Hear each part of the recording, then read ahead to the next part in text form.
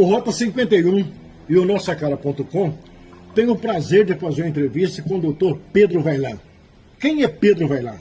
É o homem que trouxe uma das maiores indústrias brasileiras para Eunápolis, que gera mais de 2.000 empregos diretos, fora os outros empregos não diretos. E com um detalhe importante, é o homem que criou uma RPPN na região. O que é uma RPPN?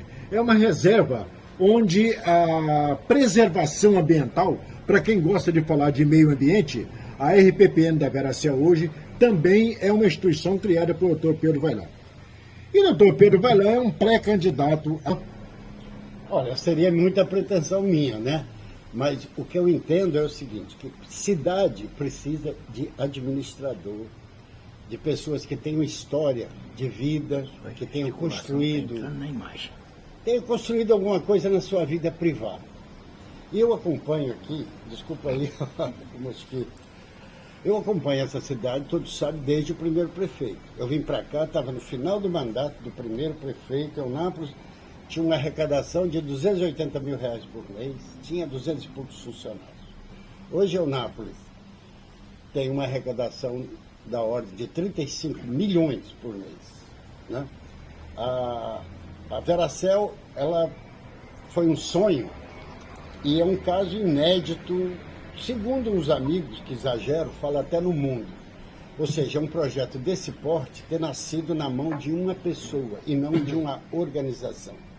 Então, foi um projeto que eu e meu amigo Paulo Silveira, já falecido, nós escrevemos isso e fomos procurar investidor.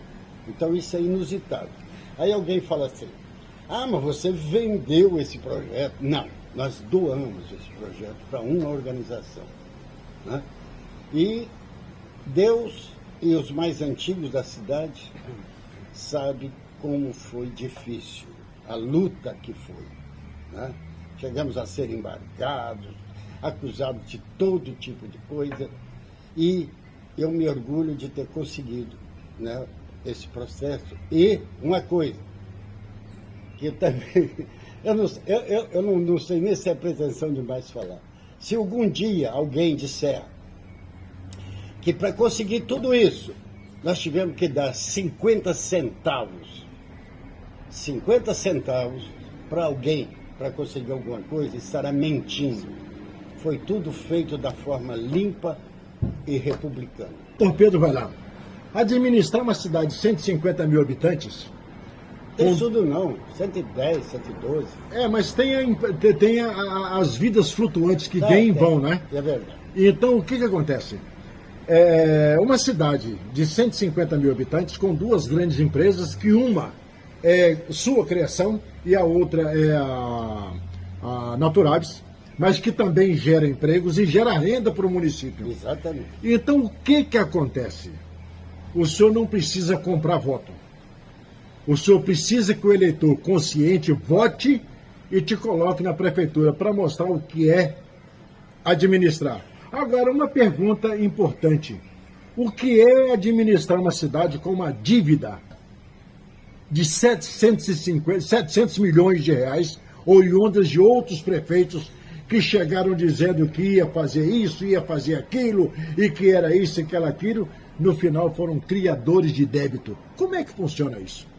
Olha, eu realmente não tenho esse dado de qual é a dívida que tem, qual é o prazo dessa dívida e como ela pode ser paga, né? Mas toda prefeitura, ela tem uma limitação, tem regras, né?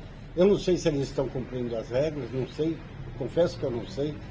O fato é que ela tem uma arrecadação que, com certeza, uma arrecadação de 35 milhões, dá para fazer muita coisa e pode, na minha visão, até dispensar aquelas chamadas emendas, né?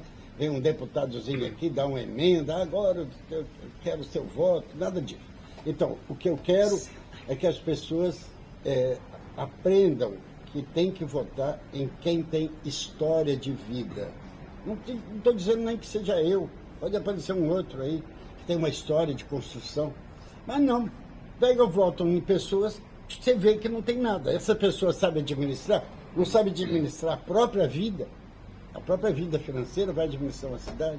Então, o projeto de todos, eu estou aqui desde o primeiro, eu posso falar e sem medo.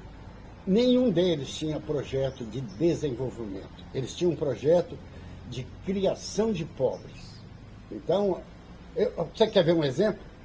Nós tínhamos aqui uma pista de pouso, e aí eu vou fazer uma crítica ao meu amigo Roberto. Tínhamos uma pista de pouso. Naquela pista de pouso... Do Juca Rosa. Eu recebi empresários de várias partes do mundo que desciam em Salvador, alugavam um bimotor, descia lá. Eu recebi lá Antônio Carlos Magalhães, Paulo Souto, César Borges, o pessoal do Grupo Votorantim, candidatos a sócio na época, tudo ali. O que fizeram?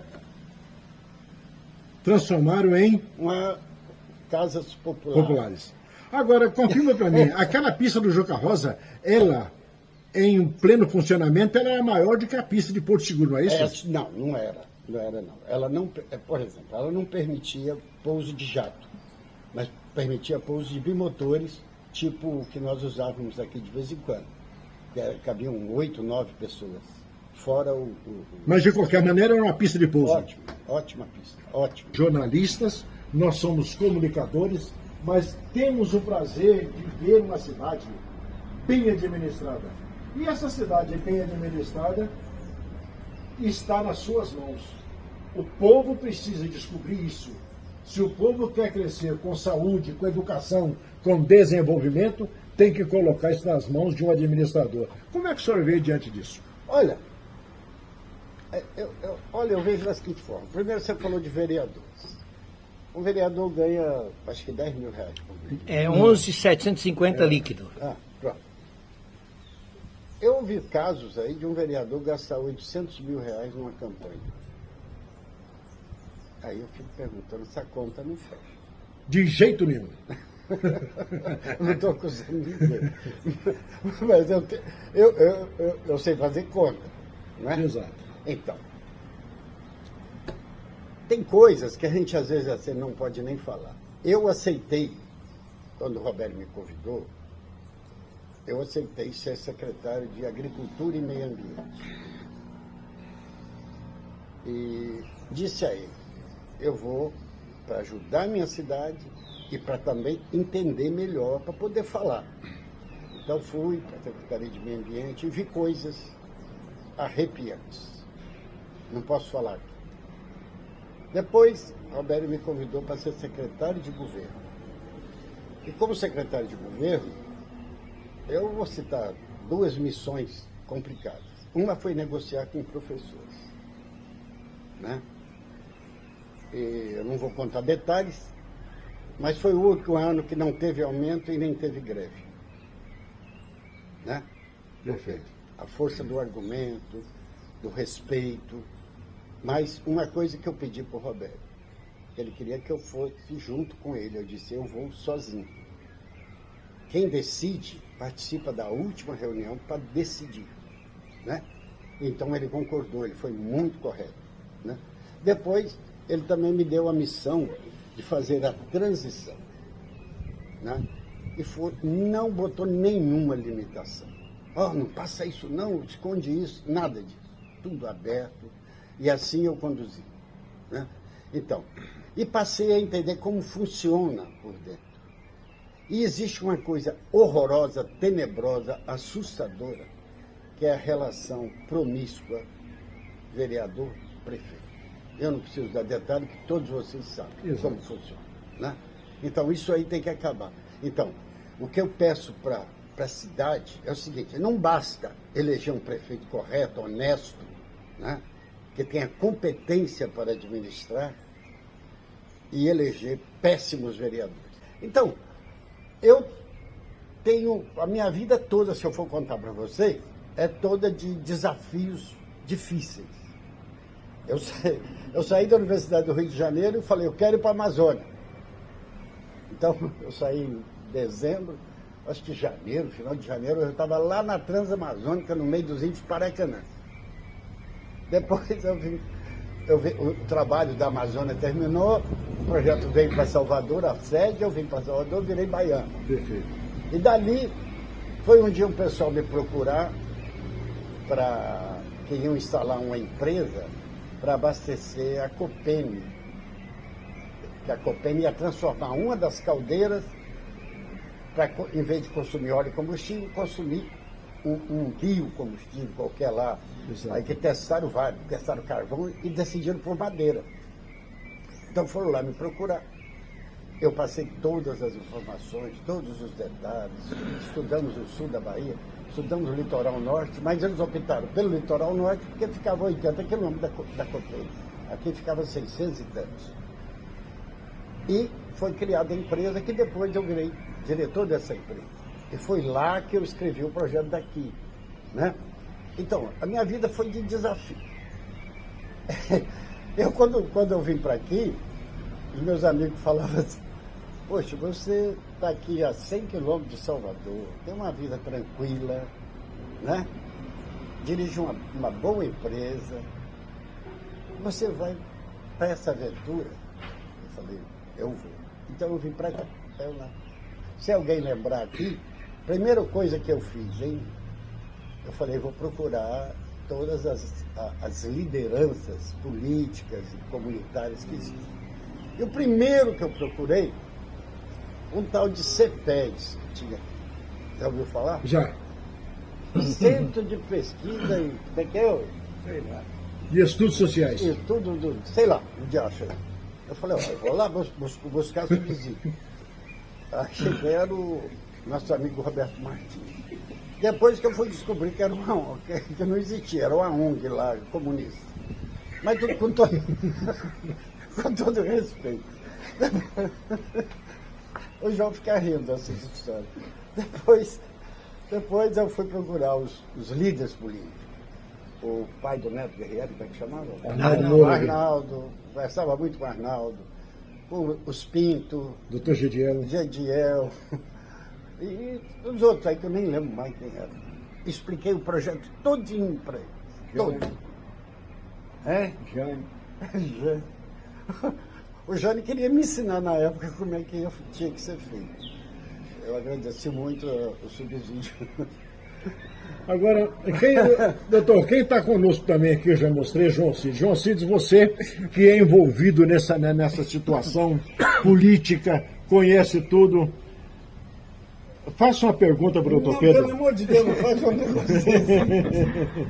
Não tem pergunta para fazer, não. Eu tenho convivido com ele. Certo. E a gente vê que o que ele tem para oferecer a essa cidade. Isso aí, falando O sério, conteúdo pessoal.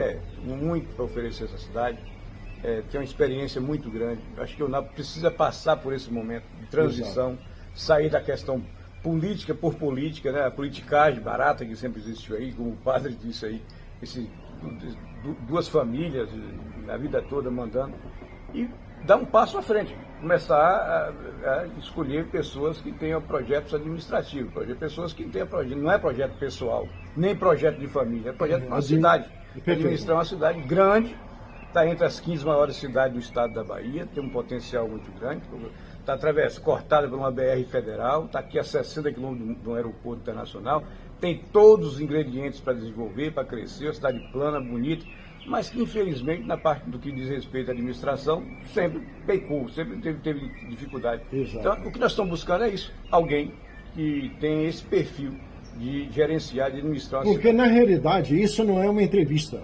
Isso eu que estou fazendo como se fosse uma amostragem para mostrar para o eu napolitano e aqueles que estão chegando e aqueles que vieram de fora para cá que Eunápolis tem pessoas competentes capazes de gerenciar uma cidade de 150 mil habitantes. Porque fazer campanha política todo mundo faz. É só sair para os bairros aí distribuindo nota de 50, de 100, aquele negócio todo, que a campanha está pronta. Agora, administrar é totalmente diferente. E para a gente encerrar esta amostragem, Distrito Industrial, que está lá acéfalo, abandonado,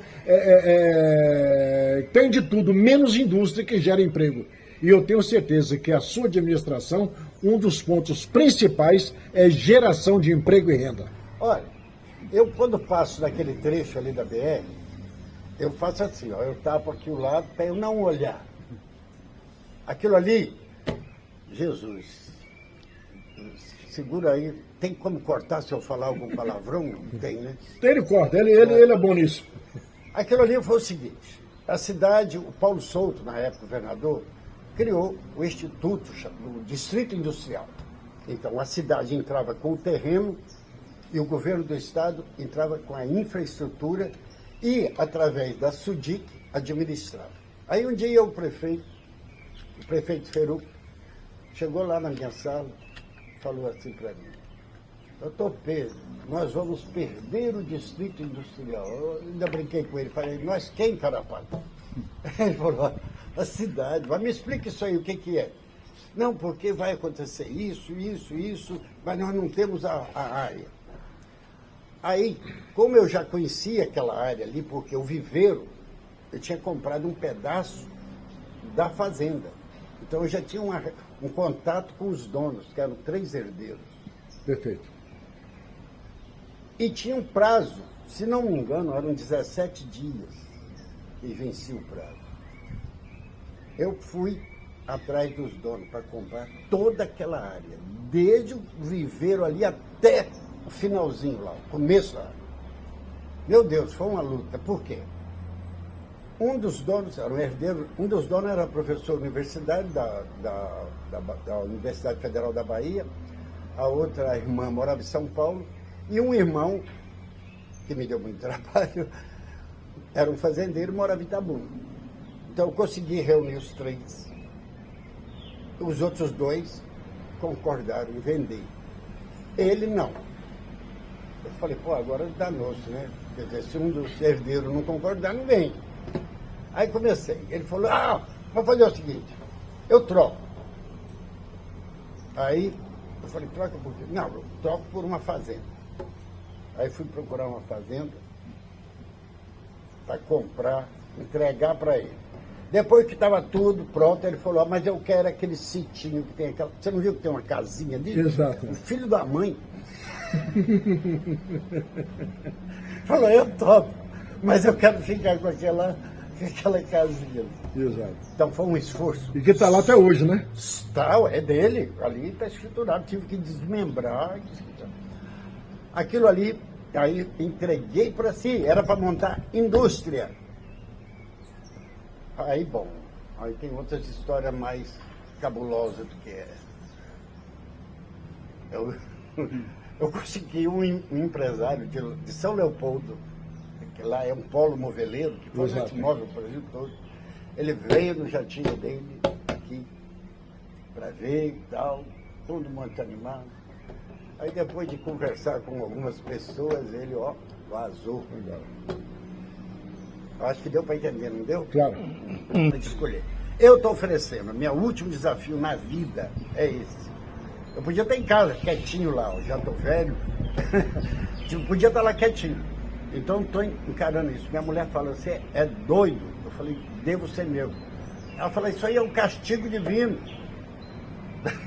Te botando isso na cabeça. Mas não é, rapaz, a gente luta. Luta demais para uma coisa e aquilo não acontece.